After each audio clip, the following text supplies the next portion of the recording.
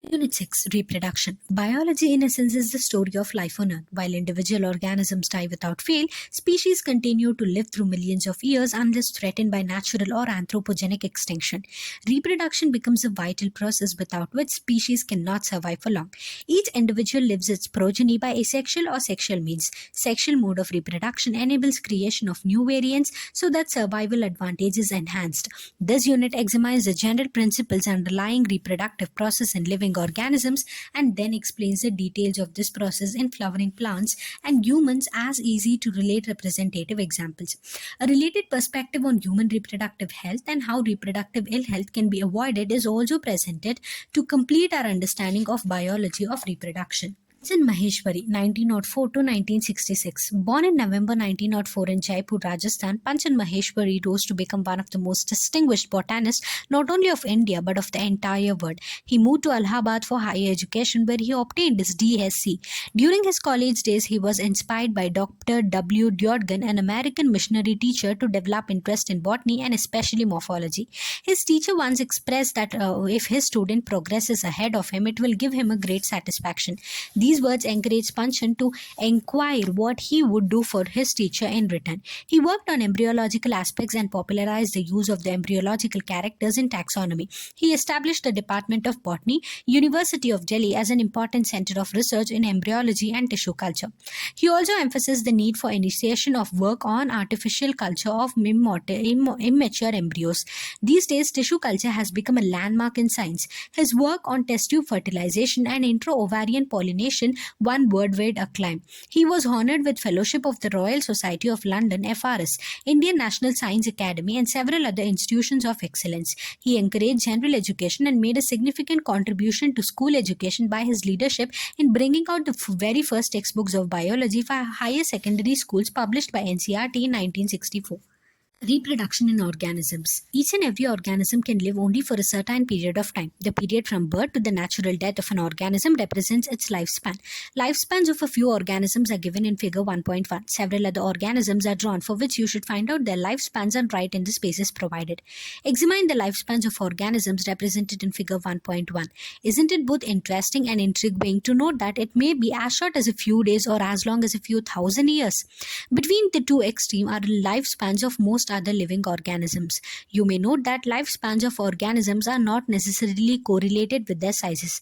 The sizes of the crows and the parrots are not very different, yet their lifespans show a wide difference. Similarly, a mango tree has a much shorter lifespan as compared to a peepal tree. Whatever be the lifespan, death of every individual organism is a certainty. That is, no individual is immortal except the single-celled organisms. Why do we say there is no natural death in single-celled organisms?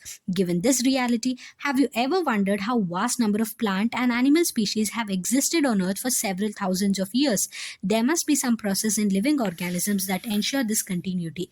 Yes, we are talking about reproduction, something that we take for granted. Reproduction is defined as the biological process in which an organism gives rise to young ones, offspring similar to itself. The offspring grow, mature, and in turn reproduce new offspring. Thus, there is a cycle of birth, growth, and death. Reproduction enables the continuity of the species generation after generation. You will study later in Chapter 5, Principles of Inheritance and Variation, how genetic variation is created and inherited during reproduction. There is a large diversity in the biological world, and each organism has evolved its own mechanism to multiply and produce offspring. The organism's habitat, its internal physiology, and several other factors are collectively responsible for how it reproduces. Based on whether there is a participation of one organism or two in the process of reproduction, it is of two types. When the offspring is produced by a single parent with or without the involvement of gamete formation, the reproduction is asexual. When two parents, opposite sex, participate in the reproductive process and also involve the fusion of the male and the female gametes, it is called sexual reproduction. Asexual reproduction. In this method, a single individual parent is capable of producing offspring. As a result, the offspring that are produced are not only identical to one another but are also exact copies of their parent. Are these offspring likely to be genetically identical or different?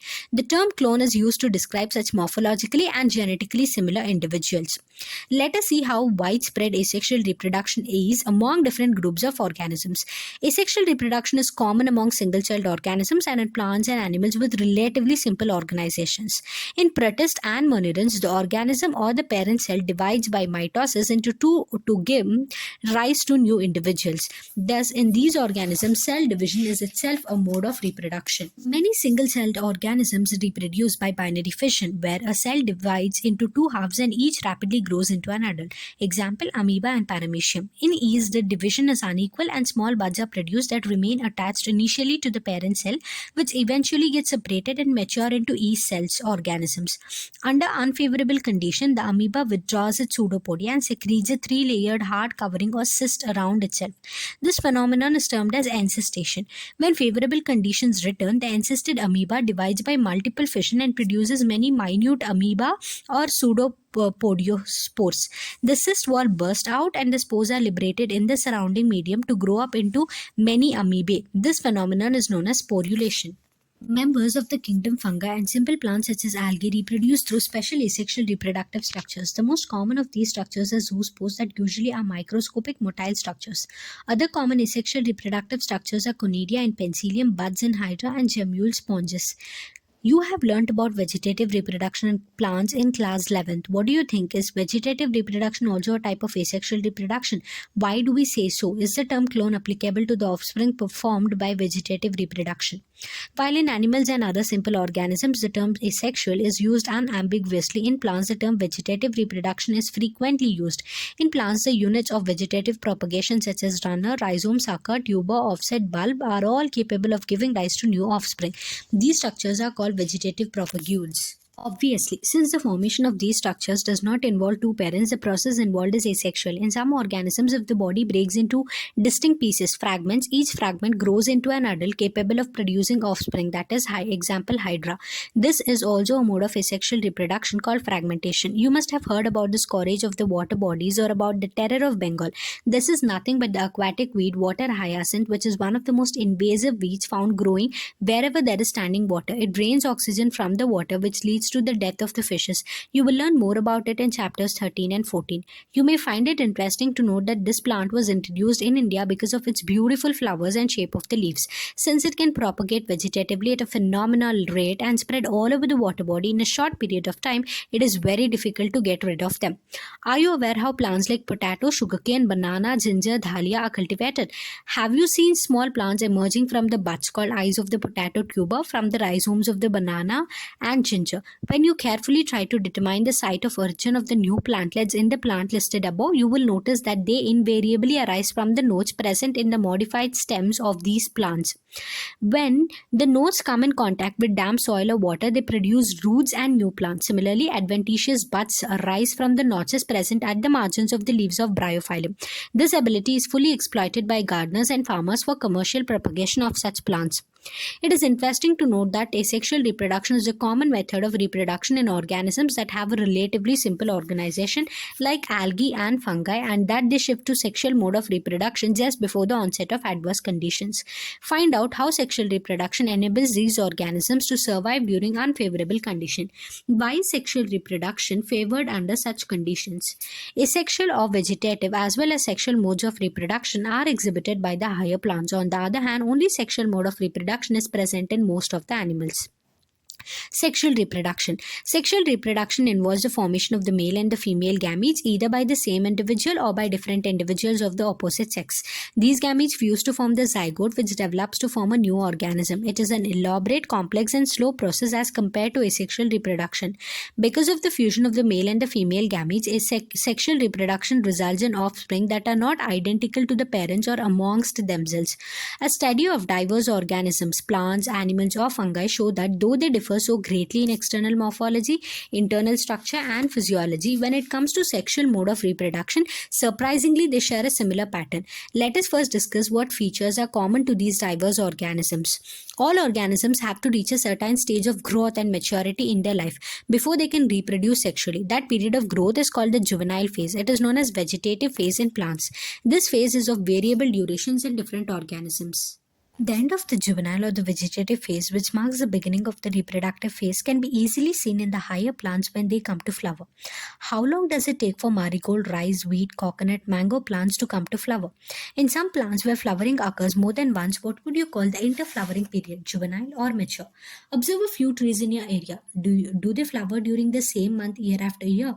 Why do you think the availability of fruits like mango, apple, jackfruit, etc. is seasonal? Are there some plants that flower throughout the year and some others that show seasonal flowering? Plants, the annual and the biennial type, show clear-cut vegetative, reproductive, and senescent phases. But in the perennial species, it is very difficult to clearly define these phases.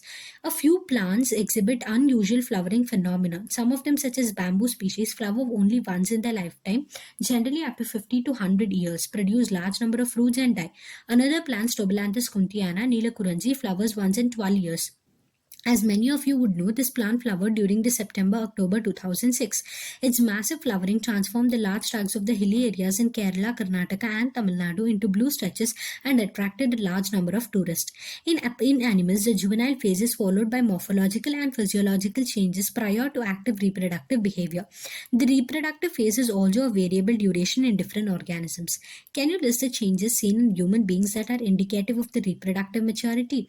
Among animals, for example, birds, do they lay eggs all through the year, or is it a seasonal phenomenon? What about other animals like frogs and lizards? You will notice that birds living in the nature lay eggs only seasonally. However, birds in captivity, as in poultry farms, can be made to lay eggs throughout the year. In this case, laying eggs is not related to reproduction but is a commercial exploitation for the human welfare. The females of placental mammals exhibit cyclic changes in the activities of the ovaries and the accessory ducts as well as hormones during the reproductive phase. In non-primate mammals like cows, sheep, rats, deers, dogs, tiger, etc., such cyclic changes during reproduction are called oestrus cycle, whereas in primates, monkeys, apes, and humans, it is called menstrual cycle.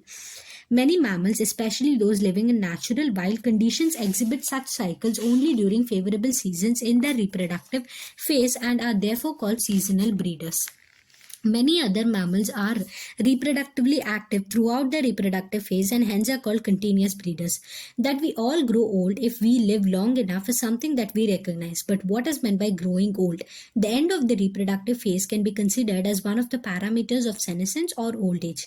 There are concomitant changes in the body like slowing of the metabolism, etc. during this last phase of lifespan. Old age ultimately leads to death. In both plants and animals, hormones are responsible for the transition between the three phases.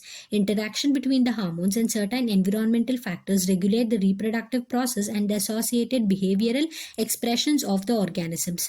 Events in sexual reproduction. After attainment of maturity, all sexually reproducing organisms exhibit events and processes that have remarkably fundamental similarity, even though the structures associated with the sexual reproduction are indeed very different. The events of sexual reproduction, though elaborate and complex, follow a regular sequence. Sexual reproduction is characterized by the fusion or fertilization of the male and the female gametes, the formation of the zygote and embryogenesis. For convenience, these sequential events may be grouped into three distinct stages, namely the pre-fertilization, fertilization, and the post-fertilization events. Pre-fertilization events. These include all the events of the sexual reproduction prior to the fusion of the gametes. The two main pre-fertilization events are gametogenesis and gamete transfer. Gametogenesis. As you are already aware, gametogenesis refers to the process of formation of the two types of the gametes, male and the female. Gametes are haploid cells. In some algae, the two gametes are so similar in appearance that it is not possible to categorize them into male and female gametes. Hence, they are called homogametes, isogametes. However, in a majority of the sexually reproducing organisms, the gametes produced are of two morphologically distinct types, heterogametes. In such organisms, the male gamete is called the antherozoid or the sperm, and the female gamete is called the egg or the ovum. Sexuality in organisms. Sexual reproduction in organisms generally involves the fusion of the gametes from two different individuals, but this is not always true. From your recollection of examples studied in class 11, can you identify cases where self-fertilization is observed? Of course, citing such examples in plants is easy. Plants may have both male and female reproductive structures in the same plant, bisexual, or on different plants, unisexual. In several fungi and plants, terms such as homothallic and monoecious are used to denote the bisexual condition, and heterothallic and dioecious are the terms used to describe the unisexual condition. In flowering plants, the unisexual male flower is stamen staminate, that is bearing stamens, while the female is pistillate or bearing pistils. In some flowering plants, both male and female flowers may be present on the same individual, monoecious, or on separate individuals, dioecious. Some examples of monoecious plants are cucurbitous and coconuts, and of dioecious plants are papaya and date palm. Name the types of the gametes that are formed in staminate and pistillate flowers. But what about animals? Are individuals of the same species either male or female unisexual, or are there species which possess both the reproductive organs bisexual? You probably can make a list of several unisexual animal species. Earthworm, sponge, tapeworm, and leech, typical examples of bisexual animals that possess both male and female reproductive organs, are hermaphrodites. Cockroach is an example of unisexual species. Cell division during gamete formation. Gametes in all heterogametic species are of two types, namely the male and the female. Gametes are haploid, though the parent plant body from which they arise may be either haploid or diploid. A haploid parent produces gametes by mitotic division. Does this mean that meiosis never occurs in organisms that are haploid? Carefully examine the flowcharts of the life cycles of the algae that you have studied in class 11 to get a suitable answer. Several organisms belonging to Monera, fungi, algae, and bryophytes have haploid plant body. But in organisms belonging to pteridophytes, gymnosperms, angiosperms, and most of the animals, including human beings, the parental body is diploid. It is obvious that meiosis, the reduction division, has to occur in a diploid body, has to produce haploid gametes. In diploid organisms, specialized cells called myocytes, gamete mother cells, undergo meiosis. At the end of meiosis, only one set of chromosomes gets incorporated into each gamete.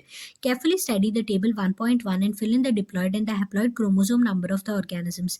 Is there any relationship in the number of chromosomes of the myocytes and the gametes? Gamete transfer. After the formation, male and female gametes must be physically brought together to facilitate fusion, fertilization. Have you ever wondered how the gametes meet? In a majority of the organisms, male gamete is motile and the female gamete is stationary. Exceptions are a few fungi and algae in which both the types of the gametes are motile. There is a need for a medium through which the male gametes move. In several simple plants like algae, bryophytes, and pteridophytes, water is the medium through which the gamete transfer takes place. A large number of the male gametes, however, fail to reach the female gametes. To compensate this loss of the male gametes during the transport, the number of the male gametes produced is several thousand times the number of the female gametes produced. In seed plants, pollen grains are the carriers of the male gametes and ovule have the egg. Pollen grains produced in the anthers therefore have to be transferred to the stigma before it can lead to fertilization. In bisexual self-fertilizing plants, example peas, transfer of the pollen grains to the stigma is relatively easy as anthers and stigma are located close to each other. Pollen grains, soon after they are shed, come in contact with the stigma. But in cross-pollinating species, including dioecious plants, a specialized event called pollination facilitates transfer of the pollen grains to the stigma. Pollen grains germinate on the stigma and the pollen tubes carrying the male gametes reach the ovule and discharge the male gametes near the egg. In dioecious animals, since male and female gametes are formed in different individuals, the organism must evolve a special mechanism for gamete transfer. Successful transfer and coming together of the gametes is essential for the most critical event in sexual reproduction, the fertilization. Fertilization. The most vital event of sexual reproduction is perhaps the fusion of the gametes. This process, called syngamy, results in the formation of a diploid zygote. The term fertilization is also often used for this process. The terms syngamy and fertilization are frequently used, though interchangeably. What would happen if syngamy does not occur? However, it has to be mentioned here that in some organisms like rotifers, honeybees, and even some lizards and birds, turkey, the female gamete undergoes development to form new organisms without fertilization. This phenomenon is called parthenogenesis. Where does syngamy occur? In most aquatic organisms, such as majority of the algae and the fishes as well as amphibians, syngamy occurs in the external medium water that is outside the body of the organism. This type of gametic fusion is called as external fertilization. Organisms exhibiting external fertilization show great synchrony between the sexes and release a large number of the gametes into the surrounding medium water in order to enhance the chances of syngamy. This happens in the bony fishes and the frogs where a large number of the offsprings are produced. A major disadvantage is that the offspring are extremely vulnerable to predators, threatening their survival up to adulthood. In many terrestrial organisms belonging to fungi, higher animals such as reptiles, birds, mammals, and in majority of the plants, bryophytes, pteridophytes, gymnosperms, and angiosperms, syngamy occurs inside the body of the organism. Hence, the process is called internal fertilization. In all these organisms, egg is formed inside the female body by the fusion with the male gamete. In organisms exhibiting internal fertilization, the male gamete is motile and has to reach the egg in order to fuse with it. In these, even though the number of sperms produced is very large, there is a significant reduction in the number of eggs produced. In seed plants, however, the non-motile male gametes are carried to the female gamete by the pollen tubes. Post-fertilization events. Events in sexual reproduction after the formation of zygote are called post-fertilization event. The zygote. Formation of the diploid zygote is universal in all sexually reproducing organisms. In organisms with external fertilization, zygote is formed in the external medium, usually water, whereas in those exhibiting internal fertilization, zygote is formed inside the body of the organism. Further development of the zygote depends on the type of the life cycle the organism has and the environment it is exposed to. In organisms belonging to fungi and algae, zygote develops a thick wall that is resistant to desiccation and damage. It undergoes a period of rest before germination. In organisms with haplontic life cycle, as you have read in class 11, the zygote divides by meiosis to form haploid spores that grow into haploid individuals. Turn to your class 11th book and find out what kind of development takes place in the zygote in organisms with diplontic and haplodiplontic life cycles. Zygote is the vital link that ensures the continuity of the species between the organisms of one generation and the next. Every sexually reproducing organism, including human beings, begin life as a single-cell zygote. Embryogenesis. Embryogenesis refers to the process of development of the embryo from the zygote. During embryogenesis, zygote undergoes cell division, mitosis, and cell differentiation. While cell division increases the number of cells in the developing embryo, cell differentiation helps groups of cells to undergo certain modifications to form specialized tissues and organs to form an organism. You have studied about the process of cell division and differentiation in the previous class. Animals are categorized into oviparous and viviparous based on whether the development of the zygote takes place outside the body of the female parent or inside. That is, whether they lay fertilized or unfertilized eggs or give birth to young ones. In oviparous animals like reptiles and birds, the fertilized egg covered by hard calcareous shell are laid in a safe place in the environment. After a period of incubation, young ones hatch out. On the other hand, in viviparous animals, majority of mammals, including human beings, the zygote develops into a young one inside the body of the female organism. After attaining a certain stage of growth, the young ones are delivered out of the body of the female organism. Because of proper embryonic care and protection, the chances of survival of the young ones is greater in viviparous organisms. In flowering plants, the zygote is formed inside the ovule. After fertilization, the sepals, petals, and stamens of the flower wither and fall off. Can you name a plant in which the sepals remain attached? The pistil, however, remains attached to the plant. The zygote develops into the embryo and the ovules develop into the seed. The ovary develops into the fruit, which develops a thick wall called pericarp that is protective in function. After dispersal, seeds germinate under favorable conditions to produce new plants. Summary. Reproduction enables a species to live generation after generation. Reproduction in organisms can be broadly classified into asexual and sexual reproduction. Asexual reproduction does not involve the fusion of gametes. It is common in organisms that have a relatively simple organization, such as fungi, algae, and some invertebrate animals. The offspring formed by asexual reproduction are identical and can be referred to as clones. Zoospores, conidia, etc. are the most common asexual structures formed in several algae and fungi. Budding and gemule formation are the common asexual methods seen in lower animals. Prokaryotes and unicellular organisms reproduce asexually by cell division or binary fission of the parent cell. In several aquatic and terrestrial species of angiosperm, structures such as runners, rhizomes, suckers, tubers, offsets, etc. are capable of giving rise to new offspring. This method of asexual reproduction is generally referred to as vegetative propagation. Sexual reproduction involves the formation and fusion of gametes. It is a complex and slower process as compared to asexual reproduction. Most of the higher animals reproduce almost entirely by sexual method. Events of sexual reproduction may be categorized into pre-fertilization, fertilization, and post-fertilization events. Pre-fertilization events include gametogenesis and gamete transfer, while post-fertilization events include the formation of the zygote and embryogenesis. Organisms may be bisexual or unisexual. Sexuality sexuality in plants is varied, particularly in angiosperms due to the production of diverse types of flowers. Plants are defined as monoecious and dioecious. Flowers may be bisexual or unisexual flowers. Gametes are haploid in nature and usually a direct product of meiotic division, except in haploid organisms where gametes are formed by mitosis. Transfer of the male gametes is an essential event in sexual reproduction. It is relatively easy in bisexual organisms. In unisexual animals, it occurs by copulation or simultaneous release. In angiosperms, a special process called pollination ensures the transfer of the pollen grains which carry the pollen grains to the stigma. Syngamy fertilization occurs between the male and the female gametes. Syngamy may occur either externally outside the body of the organisms or internally inside the body. Syngamy leads to the formation of a specialized cell called zygote. The process of development of the embryo from the zygote is called embryogenesis. In animals, the zygote starts developing soon after the formation. Animals may be either oviparous or viviparous. Embryonal protection and care are better in viviparous organisms. In flowering plants, after fertilization, ovary develops into fruit and ovules matures into seeds. Inside the mature seed is the progenitor of the next generation, the embryo. Thank you.